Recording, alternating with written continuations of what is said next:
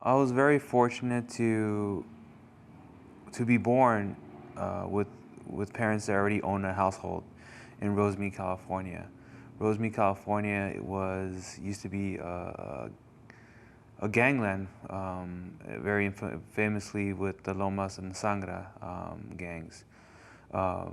As I grew up, that community started changing and more Asian immigrants started moving in. So there's Latinos and Caucasians and whites moved out and Asians started to move in, and that changed the dynamics of Rosemead, California, as I know as my home.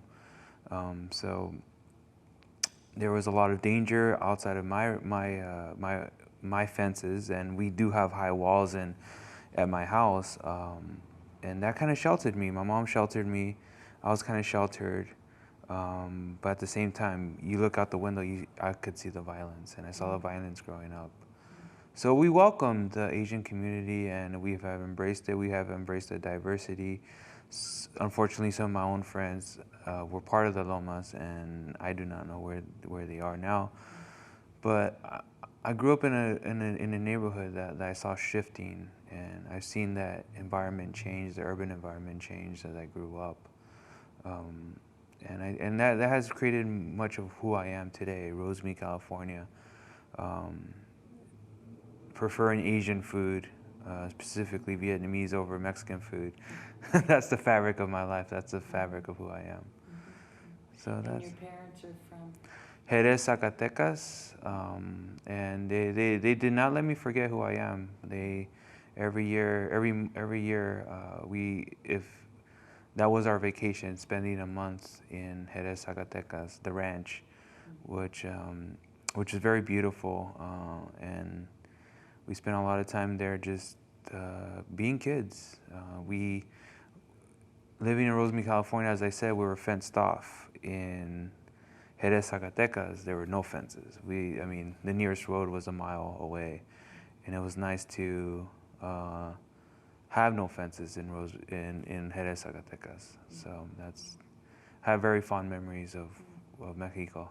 Yes. Did you have grandparents in Mexico? Yes, and my favorite grandparent was the one that lived in that ranch, isolated ranch. Her name was Petra de Rio Flores and Jose Flores. Petra was she was a wonderful woman. She always cared about her pigs. She always wanted to feed them and not leave them alone without being fed. She was attached to that ranch, and one of the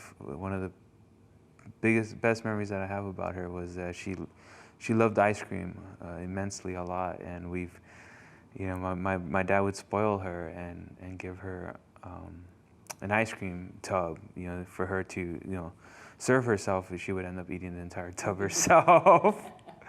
What did Petra call you? Well, mi yemito, mi gordito, which means chubby one. But yeah, she loved me. Yeah. I can hear that. Yeah. When did we lose her? We lost her in 1998, and That must have been hard. yeah, she was. My mom has a difficult relationship with her mom, and so when my mom married my dad, she was really close to her. To Petra. Yeah. Your father's mom. Yeah. My oldest brother grew up with many difficulties. I think bronchitis and I forgot other things. So Petra and my mom really helped raise up my oldest brother. But I miss Petra. I cried when I remember she visited us, and it was a big surprise. We went to. It was a surprise because my dad didn't know.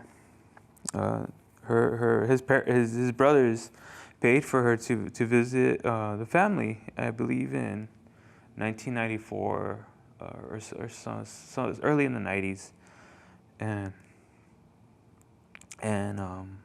my dad got a phone call. He said, go to Burbank. We need there's something to happen. And I said, and my dad said, "You want to come?" I said, "Yeah, sure." So we went. We hopped in the truck. It's a truck. Of course, it's only one cabinet and cabin. And so he and I we drove to Burbank from Rosemead, which was then was a 45-minute or 30-minute drive. And now it's a 2-hour drive, and during traffic hour. And so we went, and my dad walked into his brother's living room, and there was my grandma, and it was such a happy moment that she, and all she wanted to do is be at my house, because even though our neighborhood at that time was going through a transitional phase, she felt the love at our household, and she never wanted to leave.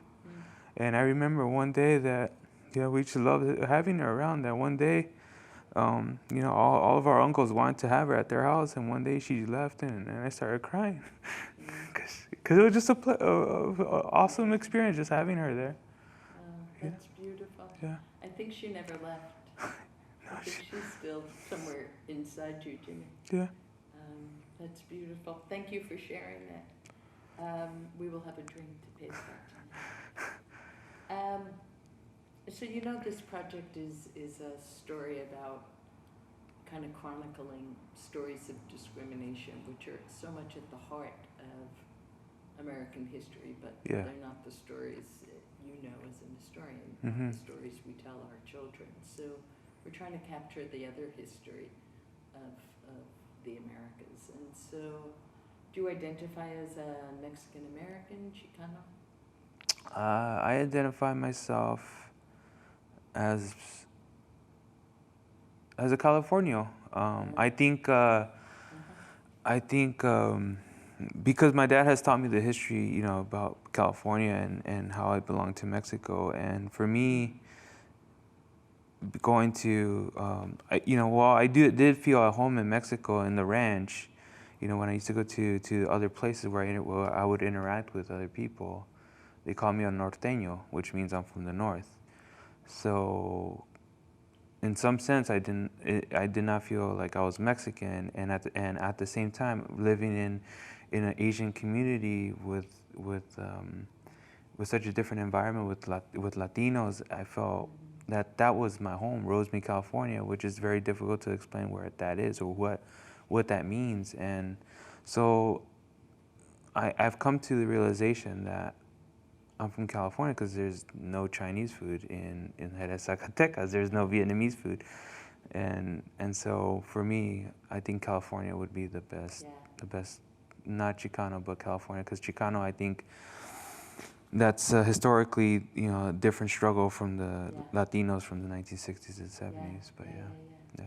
So as a Californian. Yes. Is there a story or two stories of discrimination that you could tell? Again, imagine a child not yet born hearing this in 25 years or 50 years. My education, I have faced a lot of discrimination throughout my educational career. In 1992, a law passed in California where I was no longer to be taught in Spanish, and I enjoyed learning Spanish. I remember doing the vowel sounds in Spanish, a, I, e, o, u, and el burro. There was a song that came behind it. I remember Mrs. Rodriguez teaching us, and her assistant. We would have our own little group, and we would separate, not segregate, but separate from the class, and learn Spanish while the other class was learning English. We would reconvene together and learn math and all this in English. And I enjoyed that. So when that law passed, then I felt segregation, because when that law passed, I started going to special classes, RSP, and I did not know why was that that was happening. I did, and this. But I don't remember that part. I just remember what students used to make fun of it. Respect stupid people. That's what students used to say. So I would go to the RSVP when we would have English class, where the students would have English classes, and that's when I started feeling segregated. And so I struggled with that for a long time. and I had RSP until the 8th grade, until when one of my teachers of RSP said he does not belong here. He does not belong here. And finally, I was, I guess, educationally released from that program. It wasn't ESL, it was RSP. And so I was released from that program, and I arrived in high school. And like once again, I thought RSP for me was already over. So my freshman year of high school, I go sign up for classes. I got into AVID, which was a new program in California at the time, was for students that wanted to go to college, and I signed up for that. At the same time, they're trying to get me into RSP again. And I got really angry. I felt discriminated. And the other issue was they put me in a track system. A track system, to me, and I understand, I was in the C track. And I think it was because of my last name. But how does that make sense? I was in the C track, which meant engineering. It was like a elective class where I had architecture, engineering, mechanics, which I totally accept and love, and I appreciate that. But it just didn't make, my schedule just didn't make sense. So they weren't putting you in the most academic classes? They were not. They were not. And it was mixed. It was a mixture of them. So how did you make sense of that? Did you talk to your family? Did you talk to teachers? My parent, I cried to my dad and my mom, and they came into school and they said, there was supposed to be some form saying that he was released from RSP. And so finally my dad, said, we don't care about those forms, I just don't want him in those classes anymore, because it bothered me a lot. So, I knew that I did not, finally I felt some vindication that I did not belong in those classes when AVID, I had a C or a D in AVID, and there was this extra credit to take the entrance course for honors world history for next year, sophomore year. So I went in there trying to get the extra credit so I could get that C in high school for AVID. And it was me and this other student named Alvin. I grew up with Alvin. He was a very bright student. He's always received A's. So I go in there saying, you know what? I just want to get this. I just want to get the C. For some reason, I struggled in AVID. I guess I didn't take it seriously. So I took that exam, and me and Alvin were one of the first ones that finished. He was very confident that he had gotten in. I said, you know what? I just wrote this and I just turned it in. That's it. And so it was the end of, I think, May, and we go to the board where they tell you who has been accepted into the World History Honors classes. I see him. He's like, oh, congratulations. Did you get in? He said, no. He's like, oh, let me see if I got in. I got in. I got into World History. And I think that really vindicated what I believed was a mistake this entire time, and I think it really hindered my education. And so, in sophomore year, finally teachers, I finally got support from teachers when, I was in AVID, and my world history teacher was also my AVID teacher, and he said, does anyone have any problems with their schedule? I raised up my hand and said, yeah. What's wrong with your schedule? Well, I think I got world history honors by mistake. He's like, I don't think you do. He said, we'll talk later. So we talked, and he said, Jimmy, you got in here. You got in for a reason. If at any point you feel like you're slipping, we'll fix your schedule and we'll get you into regular world history. And I didn't. I excelled. And ever since then, I've been fighting to show teachers and everyone around me that I am an academic. And my dad asked me, "What do you want to be when you want to grow up?" I said, "I want to be like you. I want to be a cook." I want to be a cook or something, a mechanic. He's like, no, you're not going to do that. And he pushed me to be an academic, and here I am. He just did not want me to do hard labor. And so this is, that's been part of my discrimination, but just trying to, the system in California changed, and I think it's been pushing me. It's been pushing against me, but I've been pushing back. And even some of my AP students, they're all Asian. Mostly it was all Asian, and in I think it was my senior year, I already taken AP US History, so this is AP Government. My senior year, I walk in the classroom, and one of the guys, I'll vividly remember this. Was my first day of AP Government. Everyone knows me. He turns around and says, "Jimmy, what are you doing here? I think it's a mistake that you're in here." And many of my friends said, that don't listen to him. And so I also took AP Psychology that year, and I excelled in both classes. I received A's in those very tough classes, and so the discrimination has been coming through many sides. And I guess the point of the story is I've been always fighting that, and I feel very lucky that I pushed through all that, and I've become a PhD student, and maybe I see the light in the end of the tunnel, and it feels great that getting my PhD. One day I want to go back into to talk to those teachers and say, look, I received my PhD in history. Yeah, it sounds like the combination of your incredible intelligence and persistence carried on the wings of Perla and Petra. And your mom and your dad and that teacher, Yeah. who dared to notice your gifts, Yeah. rather than people who were reading through some racist lens that they saw the gifts in you. Yeah. Yeah, and now you've proved them right. Yeah. And when you tear up, those are the people for whom you're tearing, not the ones who said you don't belong Yeah. here.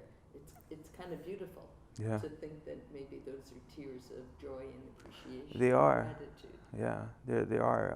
I think it's just it's hard to hate something, because that hate is a system. That hate is coming through legislations of people in Sacramento, people in the LA City Council that enacted these laws that have hurt me, and there's these teachers that saw through that. Yeah. And the encouragement of some of my peers, my teachers, and that have pushed me through that. But I can also hear your your interests in environmental issues, given that you've been in very different environments. To contrast Rosemead to your experience with your grandparents, Hacienda,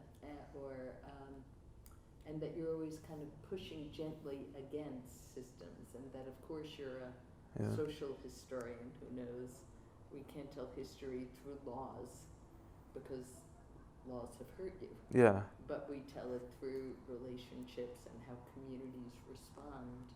I think you said it right.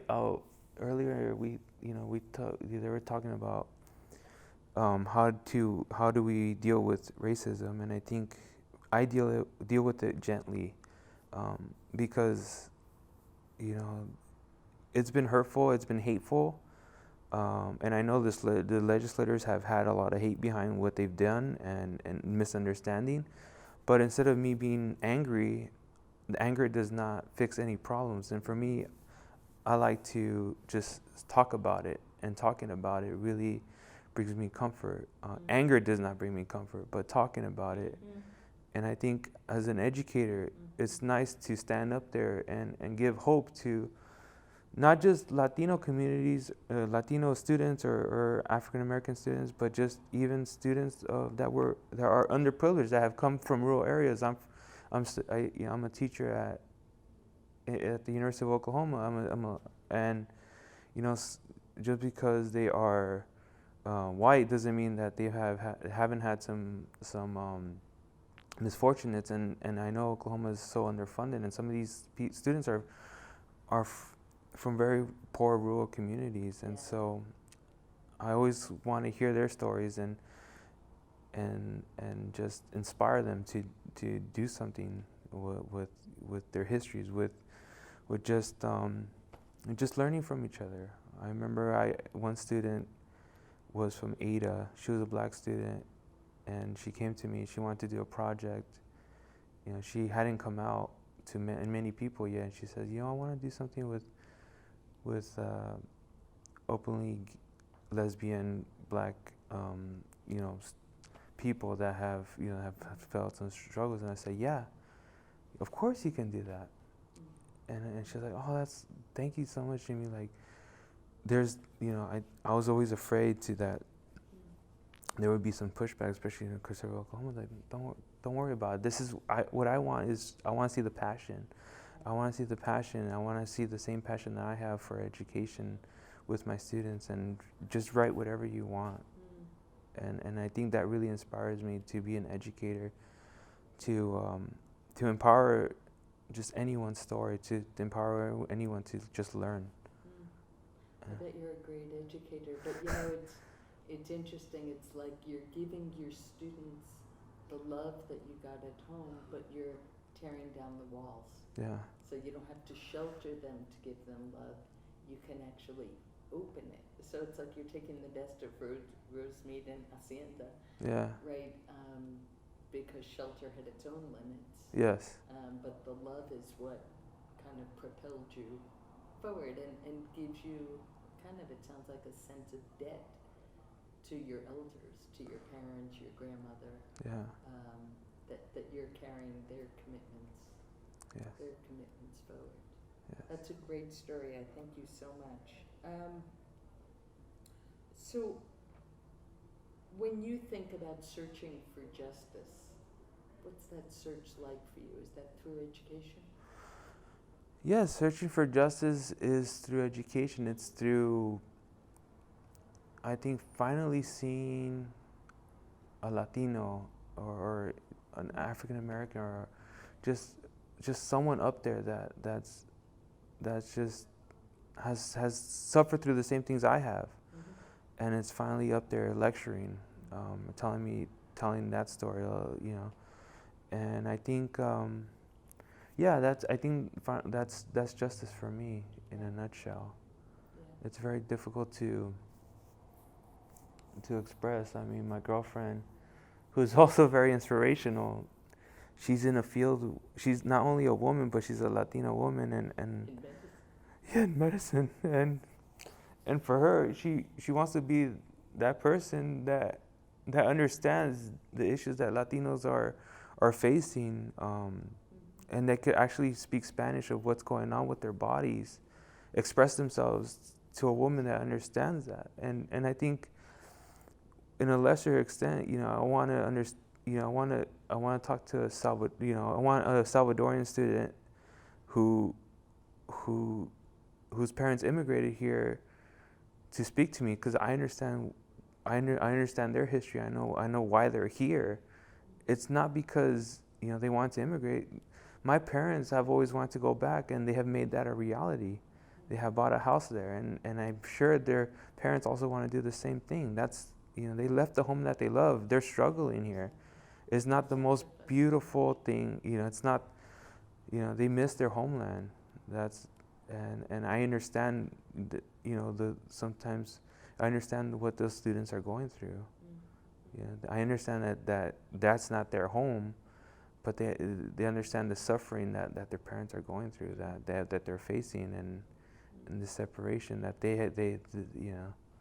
It's a very complicated story, and I think I could relate to that because. But it sounds like you create a classroom where those stories can flourish and take root rather than hiding in the body or hiding with shame or having no words for it. So in some ways, you and your girlfriend are doing the same kind of work, kind of opening the winds of possibility through the stories and the bodies, spoken in a language of meaning, but also language of hope. Yeah.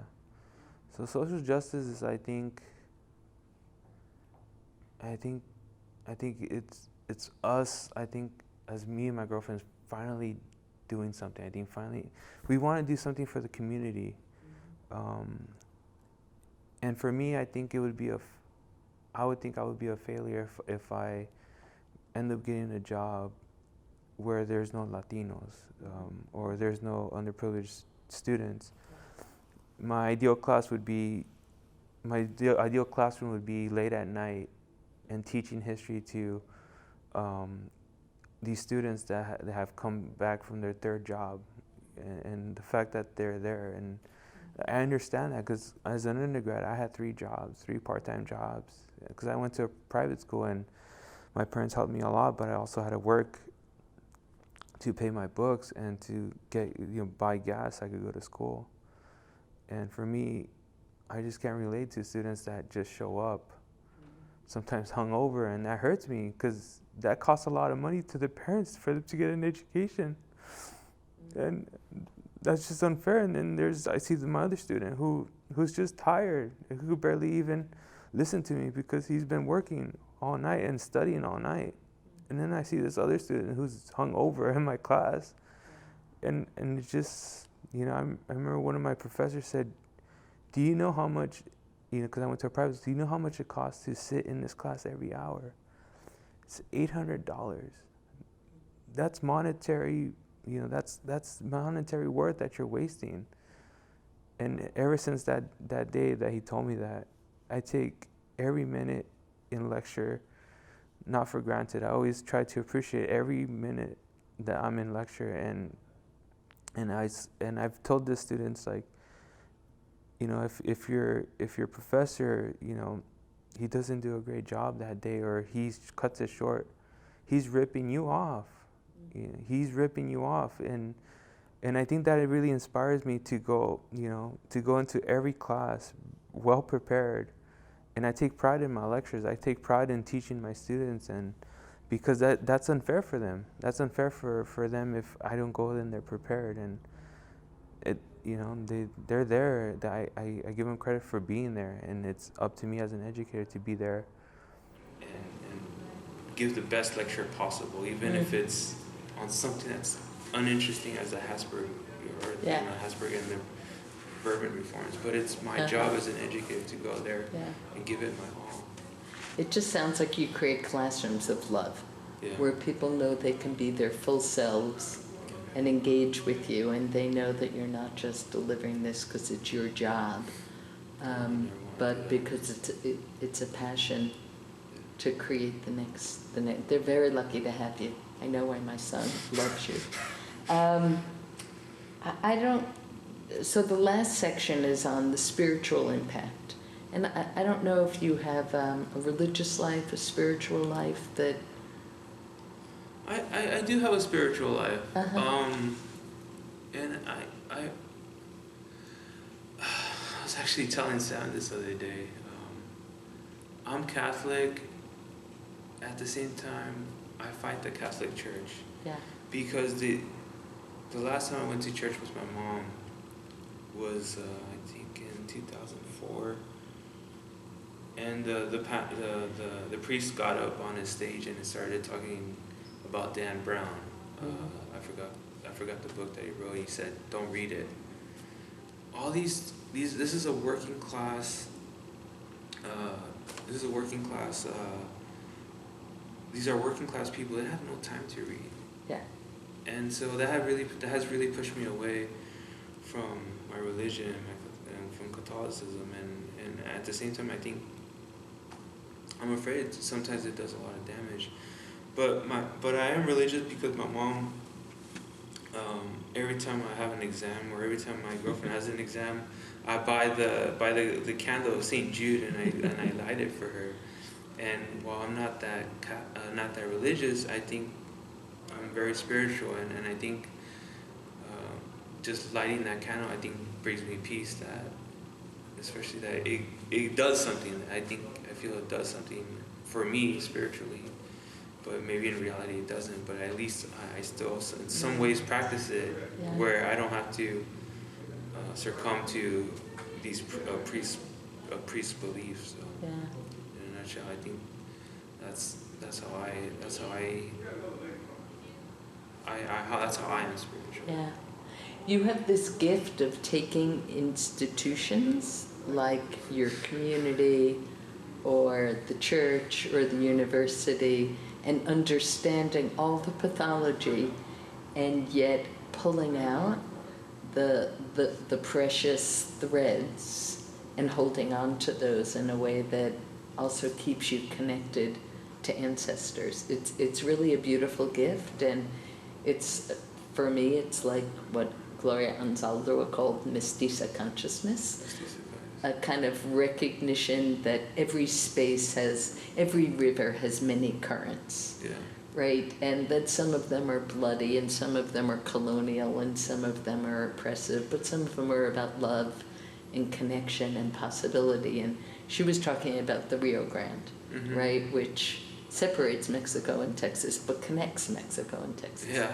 And she was a Chicana feminist lesbian poet, Gloria Anzaldúa. She has a book called The Borderlands.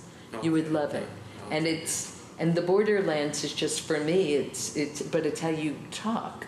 That every institution, whether it's the golf course or the church or the high walls in your house or the hacienda or university, or even your school, where painful things happen, but also beautiful tamarinos grow. Yeah, exactly. You know, that something you find possibility even in hell, and Yeah. that's really a gift. Yeah, because you cannot cure anything with hate. Yeah. It's only with passion and love, and I really believe that.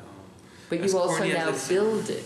You Yes. now create it in University of Oklahoma, encouraging an African American lesbian woman to tell her Yes. story. Yes. That's a gift. It's those moments that I live for. Yeah.